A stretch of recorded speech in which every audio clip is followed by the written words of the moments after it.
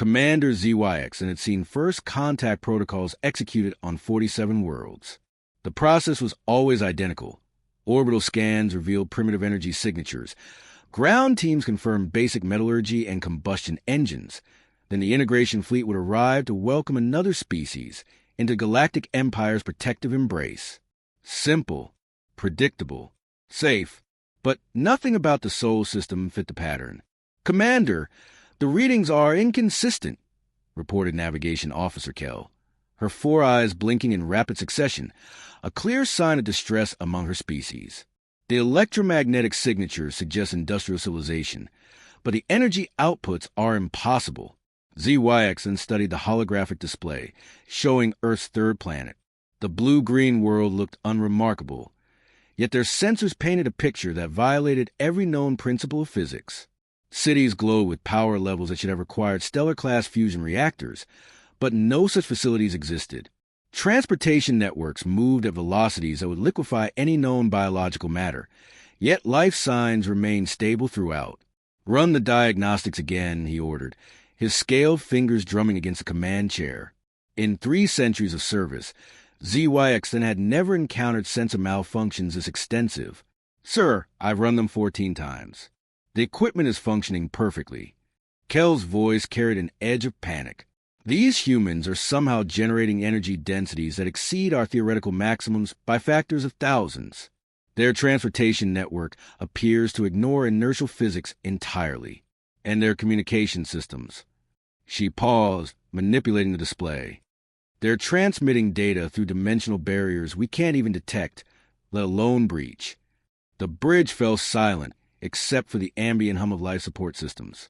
ZYX then had dedicated his career to the Empire's expansion, believing absolutely in a natural order that places people among the galaxy's technological elite. Every species they'd encountered had followed predictable development patterns: fire, metallurgy, combustion, nuclear fission, basic fusion, then integration into the Empire's established frameworks. Humans appeared to have skipped several evolutionary steps entirely. "Tactical assessment," ZYX then commanded, though his voice lacked its usual authority. "Weapons," Officer Gorth activated his console, massive hands moving with surprising delicacy across the controls. His people were renowned throughout the Empire for their military precision, having conquered 30 systems before joining the galactic community. "Sir, their defensive capabilities are—" "I cannot provide an accurate assessment." "Explain." "They have no visible weapons platforms, no orbital defense grids, no military spacecraft we can identify. Yet every time our deep scanners attempt to penetrate their atmosphere, the beams simply vanish. Not absorbed, not reflected. They cease to exist approximately 3,000 kilometers from the planet's surface." ZYX then felt his respiratory chambers constrict. The Empire scanner technology could penetrate the cores of gas giants, map the internal structure of stars, and analyze atmospheric composition from distances measured in light years. The idea that a primitive world could somehow nullify their most advanced sensors was not just improbable. It was theoretically impossible. "Perhaps we're dealing with automated systems," suggested Science Officer Wren, her crystalline body refracting the bridge's lighting into prismatic patterns. Many species developed rudimentary energy shields during their nuclear age. The humans might have stumbled upon some form of basic deflection technology. The explanation fell hollow, but ZYX then grasped at it desperately. The alternative, that these unknown beings had somehow transcended the physical laws governing the entire galaxy, was too dangerous to contemplate. "Initiate standard first contact procedures," he decided. "Broadcast a universal greeting on all frequencies. If they're truly primitive, they won't understand. If they possess advanced communication capabilities, they'll respond within the established protocols." The message went out in 17 different formats, from basic mathematical sequences to complex harmonic patterns that had successfully initiated contact with every known intelligent species. The transmission represented thousands of years of diplomatic refinement, designed to convey peaceful intentions while demonstrating the Empire's technological superiority. The response came within seconds. "Commander," Communications Officer Tal whispered, her normally steady voice trembling. They're responding on frequencies that don't exist." "That's impossible." Sir, they're transmitting on dimensional channels we can't even measure. The signal is coming from inside our communication array, not through it, inside it, as if they've somehow placed a response directly into our equipment. The main screen flickered, then resolved into an image that made every being on the bridge step backward. A human face appeared, relatively young by their apparent physiology, with calm eyes and an expression of genuine curiosity rather than fear or aggression. "Greetings," the human said in perfect galactic standard, despite the fact that no one in the Sol system should have known the language existed. "My name is Dr. Sarachun, representing Earth's First Contact Committee. We've been monitoring your approach for several weeks and appreciate your peaceful intentions. However, before we proceed with formal diplomatic protocols, I believe there are some fundamental misunderstandings we need to address about the nature of reality itself." ZYX then stared at the impossible image, transmitted through impossible means from a world that defied every law of physics he'd spent centuries studying. For the first time in his military career, he felt genuinely afraid. The human continued, "You see, your sensors are functioning perfectly. Our technology really is generating those energy readings. And yes, we are aware that such things should be impossible according to your current understanding of the universe. Perhaps it's time we had a conversation about what's actually possible when you stop limiting yourself to conventional thinking." The emergency session of the Galactic Council convened within 6 hours of Commander Zwick's then initial report. Representatives from 43 species materialized via quantum entanglement communication, their forms flickering in the great chamber aboard the Imperial flagship Dominance. The air crackled with tension as some of the galaxy's most brilliant minds struggled to process information that challenged the foundation of their reality. High Counselor Mordak, whose species had first unified the galaxy under Imperial rule 12 millennia ago, reviewed the sensor data with increasing agitation. His crystalline exoskeleton darkened, a physiological response indicating extreme stress among his people. "These readings must be fabricated," he declared, his harmonics carrying absolute authority. "No species develops beyond fusion without Imperial guidance. It's not merely improbable. It's physically impossible based on resource distribution models we refined over thousands of years." "With respect, High Counselor," ZYX then interjected from his position at the chamber center, "I've verified every reading multiple times. The humans are somehow generating energy outputs that exceed our theoretical maximums while maintaining perfect environmental stability. Their cities show no signs of the massive heat dissipation such power generation should require." Counselor Vexhara, representing the galaxy's foremost scientists, manipulated holographic equations around her floating form. Her species had discovered the fundamental equations governing faster-than-light travel, making them invaluable to Imperial expansion efforts. "Commander, you're describing technology that violates conservation of energy," she stated flatly. "These humans would need to access energy sources beyond conventional matter-antimatter annihilation. The only theoretical framework that allows such possibilities involves dimensional manipulation on scales we've never achieved." "Perhaps that's exactly what they've achieved," suggested Councilor Brintalk, whose military species had conquered more worlds than any other in Imperial history. "Our intelligence networks have identified 17 distinct technological signatures that don't correspond to any known development path. Their transportation systems show no reaction mass expenditure. Their communication networks operate through spatial dimensions we can't access, and their manufacturing processes appear to convert raw materials with 100% efficiency." The chamber erupted in discordant harmonics as representatives argued in dozens of languages. The cacophony subsided only when High Counselor Mordak activated the silence field, forcing communication through the official channels. "The implications of your assertions are unacceptable," he stated coldly. "If humans possess technology that surpasses Imperial capabilities, our entire governmental structure becomes questionable. The Empire exists because we represent the galaxy's technological pinnacle. Species join us because we offer advancement beyond their capabilities." ZYX then understood the political reality behind Mordak's concern. The Empire maintained order through technological superiority. Their most advanced weapons could sterilize planets. Their shields could withstand stellar-level energy output. and their manufacturing capabilities could construct megastructures that span solar systems. If humans possess superior technology while maintaining a single-world civilization, everything the Empire represented was suddenly obsolete. High Counselor, he continued carefully, there's another issue. The human representative, Dr. Chun, spoke our language perfectly despite having no contact with Imperial civilization. More disturbing, she seemed to understand our technological limitations better than we do. She specifically mentioned conventional thinking, as if our scientific principles were merely one possible approach among many. Science Counselor Vexhar's equations collapsed into chaotic patterns around her. That's impossible. Physical laws are universal constants. There cannot be alternative approaches to fundamental physics. Unless, Counselor Brintalk said slowly, we've been wrong about what constitutes fundamental physics. The statement hung in the chamber's recycled atmosphere like a toxic gas. Every representative understood the implications. If human technology operated beyond imperial scientific understanding, then perhaps the Empire's technological superiority was an illusion based on incomplete knowledge rather than genuine advancement. I propose immediate military action, Brintalk continued, his scarred exoskeleton gleaming under the chamber's lighting. We cannot allow a single world to possess capabilities that threaten imperial stability.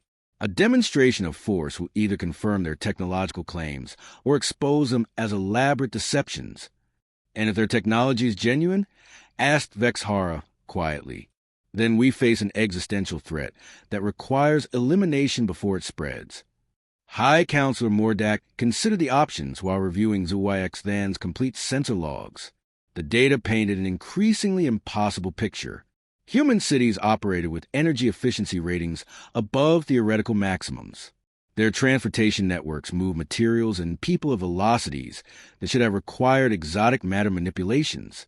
Most disturbing, their manufacturing facilities appear to violate thermodynamic principles by producing complex materials without corresponding waste heat. Commander Zuwayaxthan, Mordak decided, you will return to the Sol system with a full diplomatic mission. However, Battlefleet Terminus will accompany you, remaining at the system's edge prepared for immediate action. We will attempt standard integration protocols while maintaining military readiness. High Counselor, if humans possess the technology our sensors indicate, Battlefleet Terminus may be inadequate for... Commander, Mordak's harmonics carried deadly finality. Battlefleet Terminus has never encountered resistance it cannot overcome. Their weapons can shatter planets, and their shields can withstand direct stellar bombardment. Whatever tricks these humans employ, they cannot possibly exceed the military might of an entire Imperial battle fleet. Zuwayaxthan accepted his orders while privately wondering if the High Counselor's confidence was justified. The humans had already demonstrated capabilities that challenged every assumption about technological development. If they could manipulate energy and matter with such apparent ease, what might their military capabilities look like?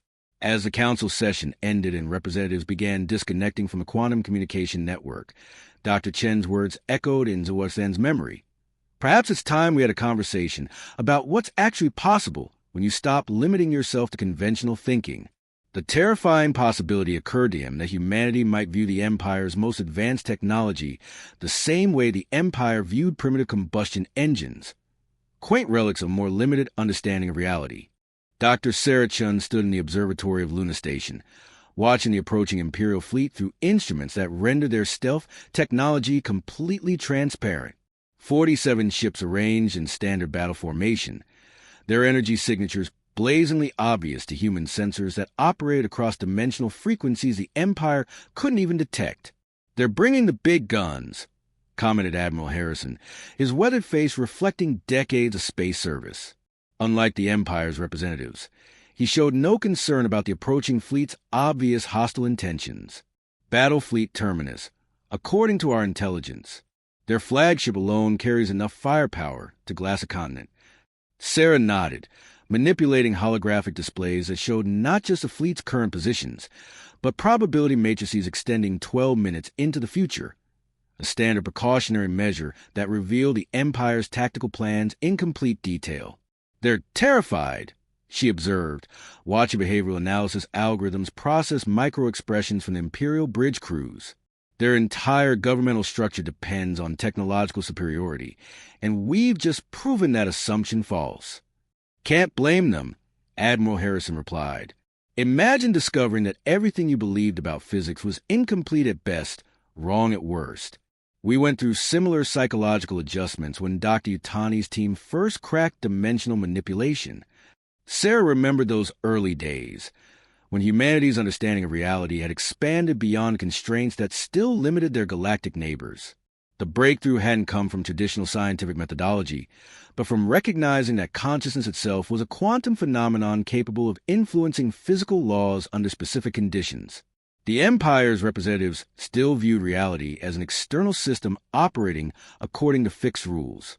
Humans had learned to recognize reality as a collaborative process between consciousness and quantum probability matrices, a paradigm shift that rendered their neighbors' technological limitations self-imposed rather than absolute. Incoming transmission from the Imperial flagship, reported Communications Officer Park, though his announcement was unnecessary. Human predictive algorithms had anticipated the communication 17 seconds before it was sent. Commander Zuwaxthen's image appeared on the main screen, his scale features showing obvious stress patterns. Dr. Chun, I return with a full diplomatic mission authorized by the Galactic Council to discuss Earth's integration into the Imperial framework. Commander, welcome back to the Sol System, Sarah replied warmly. I hope your superiors found our initial conversation enlightening. However, I should mention that integration into existing Imperial structures will be problematic for several reasons, not least of which is that our technology operates on principles that would destabilize your current governmental model. Behind Zuwaxthen, she could see other Imperial officers examining sensor displays with increasing agitation. Their equipment was probably registering impossible readings again. Energy signatures from Luna Station that exceeded the output of their entire battle fleet, while producing no detectable waste heat. Dr. Chun, the Empire has successfully integrated thousands of species over 12 millennia. Our diplomatic protocols have proven effective across vast cultural and biological differences. Surely we can find common ground. Sarah appreciated his optimism, but the behavioral analysis algorithms were painting a different picture. The Imperial fleet was charging weapon systems while maintaining diplomatic dialogue, a standard intimidation tactic that revealed their actual intentions. Commander, I'm detecting weapons activation across your fleet, she said gently. While I understand the psychological pressure your superiors face, threatening Earth won't resolve the fundamental issue. Your military technology, impressive though it may be within conventional parameters, operates on principles we transcended several decades ago. The statement caused visible consternation among the Imperial bridge crew. Zuwaxthen's tactical officer was probably reporting that human sensors shouldn't be capable of detecting their weapons preparations, another impossibility to add to their growing list. Dr. Chun, Battle Fleet Terminus, represents a pinnacle of Imperial military technology. Our shields can withstand direct stellar bombardment. Our weapons can shatter planets, and our ships incorporate defensive systems that have never been breached in 12,000 years of operation. I don't doubt your technology's effectiveness within its operational parameters, Sarah replied diplomatically. However, you're still thinking in terms of conventional energy manipulation and matter displacement. Would you like a demonstration of alternative approaches? Admiral Harrison raised an eyebrow. Sarah, are you sure that's wise? They're already psychologically destabilized. Sometimes the kindest approach is direct honesty, she replied, then addressed the Imperial fleet. Commander, please observe your tactical displays. What happened next took exactly 0.3 seconds according to human chronometers, though the Imperial sensors registered the event as instantaneous. Every weapon system on every ship in Battle Fleet Terminus simply ceased to function. Not disabled, not damaged, not overloaded. The weapons no longer existed as functional devices. Their constituent atoms remained perfectly intact, but the quantum information that defined their operational characteristics had been selectively edited. The silence from the Imperial fleet stretched for nearly 30 seconds before Zuwaxthen's voice returned, carrying a tremor that betrayed a species' fear response. Dr. Chun, our weapons they're no longer weapons. The materials are unchanged, but they won't function. Our engineers can't even identify what's been altered. We've demonstrated what becomes possible when you stop limiting yourself to conventional matter-energy interactions, Sarah explained patiently. Your weapons were disabled through consciousness-guided quantum probability manipulation, a technique that recognizes a universe as a collaborative system rather than a mechanistic one. The changes are permanent unless we choose to reverse them. Behind ZYXN, she could see Imperial officers struggling with equipment that registered no damage while remaining completely inoperable. Their understanding of reality provided no framework for comprehending technology that operated by editing the fundamental information structure of matter itself. "This is impossible," whispered someone on the Imperial bridge. "Commander," Sarah continued, "this brings us to the central issue with integration into Imperial structures. Our technology doesn't just exceed your current capabilities. It operates according to principles that would revolutionize your entire civilization. The Empire maintains order through technological superiority, but that paradigm becomes obsolete when consciousness becomes a direct tool for manipulating physical reality." Admiral Harrison leaned forward. "What are you proposing, Dr. Chun?" "A new kind of relationship," she replied, addressing both the Admiral and the Imperial fleet. "Not integration into existing structures, but collaboration in transcending the limitations that have constrained galactic civilization for millennia. The Empire's representatives aren't primitive.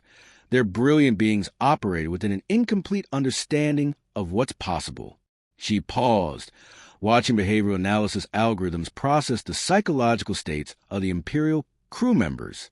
"Commander ZYXN, your people have spent 12,000 years believing that technological advancement follows predictable patterns governed by fixed physical laws. What if those limitations exist only because no one has recognized that consciousness itself is the most fundamental force in the universe?" The Imperial Council convened an emergency session for the second time in 3 days, but this gathering carried an atmosphere of barely controlled panic rather than diplomatic concern. High Counselor Mordak's crystalline exoskeleton had shifted to deep purple, a coloration his species displayed only when confronting existential threats. "Battlefleet Terminus has been neutralized without casualties," he announced, his harmonics carrying undertones of disbelief. "Every weapon system across 47 ships rendered permanently inoperable through means our best scientists cannot explain or replicate." Counselor Vexhara floated at the chamber center, surrounded by holographic equations that seemed to collapse and reform in endless loops. Her usually pristine mathematical models had devolved into chaotic patterns that reflected her species' inability to comprehend what they were witnessing. "High Counselor, I've analyzed the sensor data from Commander ZYXN's fleet 17 times, she reported, her harmonics displaying the stress fractures typical of her people when confronting unsolvable problems. The human technology appears to edit quantum information at the subatomic level without energy expenditure. They're manipulating the fundamental structure of reality itself." "That's impossible," stated Counselor Brintoff flatly. "Matter follows fixed laws. Energy requires conservation. Information cannot be arbitrarily edited without massive computational resources. And yet," Mordak replied coldly, "our most advanced battle fleet has been rendered helpless by beings who apparently view our understanding of physics as quaint mythology." The chamber's atmospheric recyclers hummed louder as stress pheromones from multiple species strained the life support systems. Representatives who had governed galactic civilization for millennia found themselves confronting the possibility that their entire worldview was fundamentally flawed. Commander ZYXN materialized via quantum communication from his flagship, now drifting helplessly at the edge of the Sol system. His scaled features showed signs of severe psychological strain, the natural result of having core beliefs about reality systematically demolished.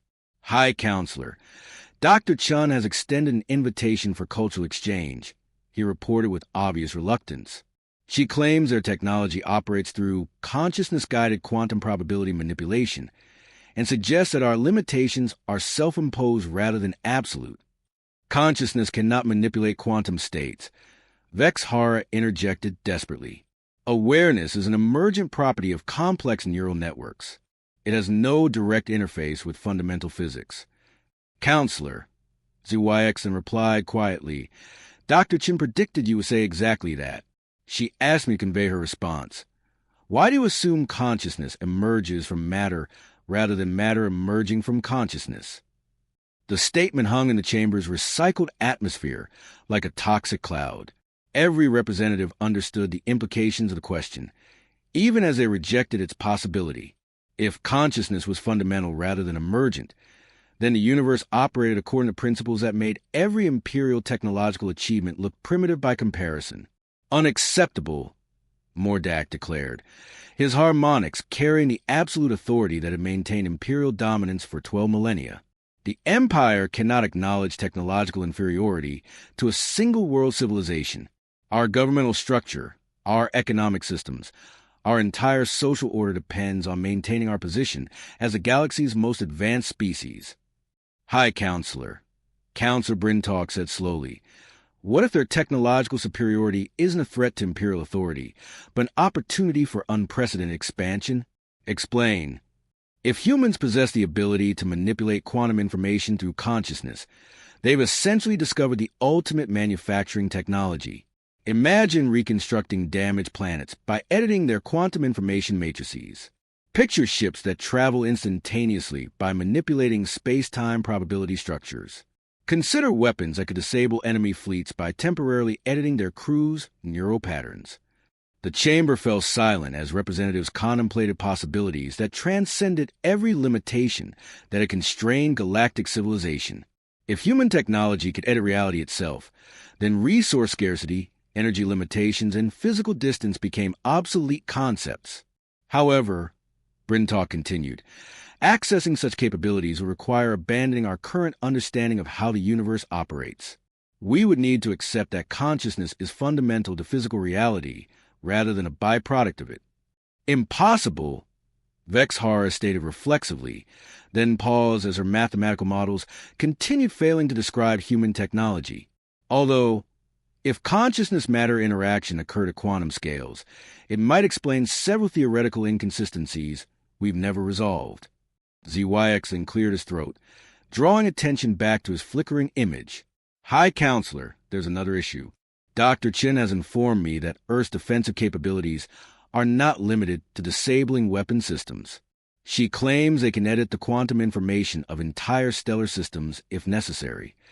The statement sent waves of terror through representatives whose species had witnessed the destruction of worlds, but never imagined technology capable of rewriting the fundamental nature of matter itself on astronomical scales.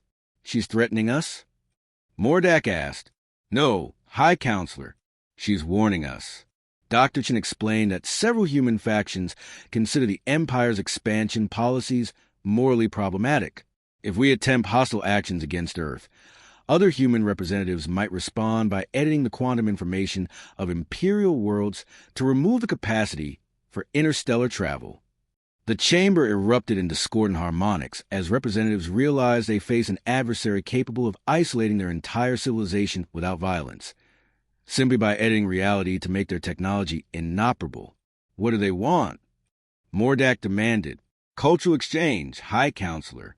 Dr. Chin says humans are interested in sharing consciousness-based technologies with species willing to abandon the assumption that matter precedes awareness. She described it as an opportunity for galactic civilization to transcend artificial limitations. Counselor Vexhara's equations finally stabilized into patterns that describe consciousness as a fundamental force rather than an emergent property. The mathematical beauty of the resulting models was undeniable, even as they challenged everything her species had believed for thousands of years. High Counselor, she said quietly, if their claims are accurate, refusing cooperation would be more than politically dangerous. It would be evolutionarily suicidal. Mordak studied the faces of representatives who had governed galactic civilization with absolute confidence for millennia. Now they looked like children confronting concepts too vast for their current understanding. Commander ZYXN, he decided, inform Dr. Chin that the Empire accepts her invitation for cultural exchange. However, make it clear that we expect reciprocal sharing of technological principles, not merely demonstrations of human superiority. High Counselor, she anticipated that request as well. Dr. Chin said to tell you that consciousness-based technology cannot be shared. It can only be developed by species willing to fundamentally reconceptualize their relationship with reality itself.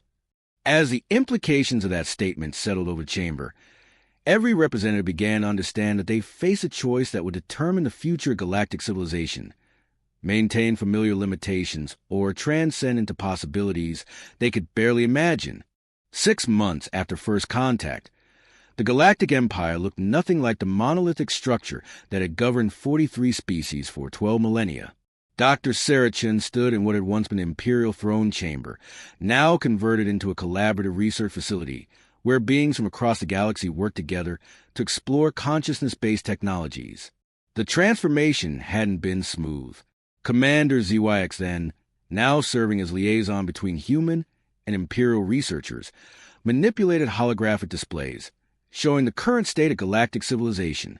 Approximately 60% of Imperial worlds had embraced the new paradigm, their populations eagerly learning to recognize consciousness as a fundamental force capable of directly influencing physical reality. The learning curve varies significantly between species, he reported to the assembled researchers. The Vexhara achieved breakthrough within weeks. Their mathematical minds adapted quickly to consciousness matter equations. The Bryn talk took longer, but their military precision translated well to the focused attention required for quantum information editing.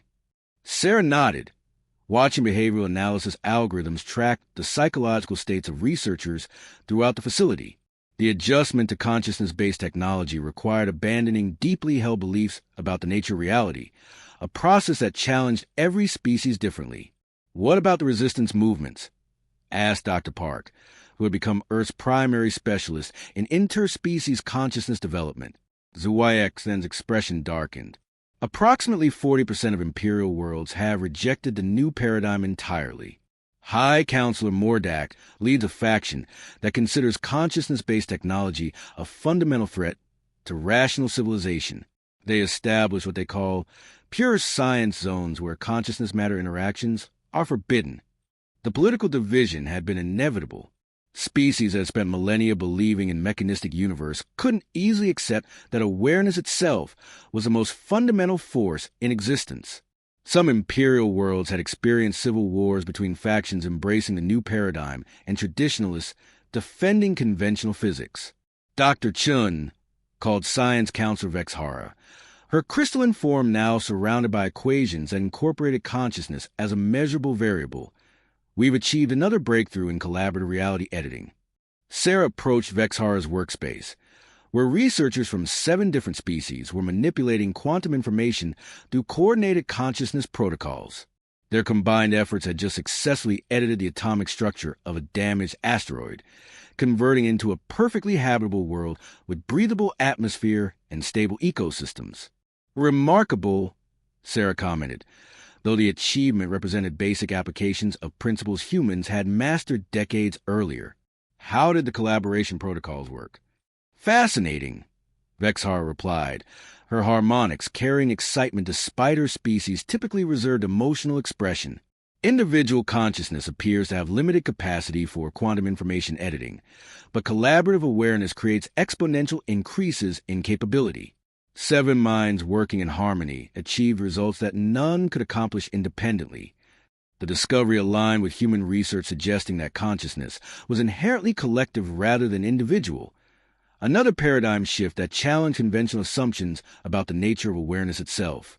Admiral Harrison materialized via quantum communication from Earth Defense Council chambers, his image showing signs of stress that had become common among military personnel adapting to post-scarcity civilization. "Sarah, we got a situation developing in the outer territories," he reported grimly. "Intelligence suggests that Mordak's faction is developing weapons specifically designed to disrupt consciousness matter interactions." The news didn't surprise Sarah, though it disappointed her. Humans had experienced similar resistance during their own technological transition, with various factions attempting to preserve familiar limitations rather than embrace expanded possibilities. "What kind of weapons?" she asked. "Neural disruptors that interfere with the brain wave patterns required for quantum information editing. If they're successful, consciousness-based technology could be rendered inoperable across entire star systems." ZYX looked up from his displays, concern evident in his scaled features. Dr. Chun, Mordak's faction controls significant resources. If they develop effective countermeasures to consciousness-based technology, they could forcibly restore the old imperial order. Sarah considered the implications while reviewing probability matrices that extended several months into the future. The algorithm suggested multiple possible outcomes, but most converged on a single conclusion. Galactic civilization was approaching a fundamental bifurcation point that would determine whether consciousness or mechanism would define the next stage of development. Admiral, how do the consciousness-expanded worlds respond to threat? That's the interesting part, Harrison replied. They're not treating it as a military problem. The expanded consciousness communities seem to view Mordak's resistance as a natural part of evolutionary development rather than an external threat. Dr. Park looked up from his research station. That makes sense from a consciousness-based perspective. If awareness is fundamental to reality, then resistance to expanded consciousness is simply another expression of consciousness choosing its own development path. You're suggesting we allow Mordak's faction to develop anti-consciousness weapons? ZYX then asked incredulously. I'm suggesting that consciousness-based civilizations don't need to defend against mechanical weapons, Sarah replied gently. If awareness is fundamental to physical reality, then technologies designed to limit consciousness are essentially self-defeating. She manipulated holographic displays, showing the current distribution of consciousness-expanded worlds throughout the galaxy. The pattern wasn't random. Expanded consciousness communities formed interconnected networks that shared awareness across vast distances, creating collaborative mind spaces that transcended individual planetary boundaries. Commander ZYX, and what happens if Mordak's faction successfully develops consciousness-disrupting weapons? He considered the question while reviewing tactical analyses. Theoretically, they could force consciousness-expanded worlds to abandon their new technologies and return to conventional physics-based civilization. And what happens to consciousness itself when beings attempt to artificially limit their own awareness? The question hung in a recycled atmosphere as researchers from multiple species contemplated its implications. Consciousness-based technology had taught them that awareness was not merely a tool for manipulating reality, but the fundamental ground from which reality emerged. Attempting to limit consciousness would be like trying to restrict the universe's capacity for existence itself. Vexhar's equations suddenly shifted into new configurations as she processed the logical implications. Dr. Chun, if consciousness is fundamental to physical reality, then weapons designed to disrupt consciousness would necessarily disrupt the physical foundations of a universe itself. Exactly, Sarah confirmed. Mordak's faction is essentially developing weapons that would unmake the reality supporting their own existence. They're approaching a technological dead end that will force them to choose between abandoning their weapons or abandoning existence itself. Admiral Harrison frowned. You're saying their resistance will collapse naturally? I'm saying that consciousness cannot be artificially limited without limiting the reality that consciousness creates. Mordak's faction will discover that their anti-consciousness weapons work perfectly, and in doing so, they'll edit themselves out of the universe they're trying to preserve. As the implications settled over the assembled researchers, they began to understand that galactic civilization wasn't facing a war between competing technologies, but an evolutionary sorting process that would naturally separate beings ready for expanded consciousness from those committed to familiar limitations. The universe itself would determine which approach proved more sustainable. Outside the facility's viewports, stars shone with new meaning as researchers from dozens of species worked together to explore possibilities that their ancestors could never have imagined. While somewhere in the darkness, other beings desperately sought to preserve limitations that were about to prove themselves obsolete. Reality, it seemed, had its own way of resolving philosophical disagreements.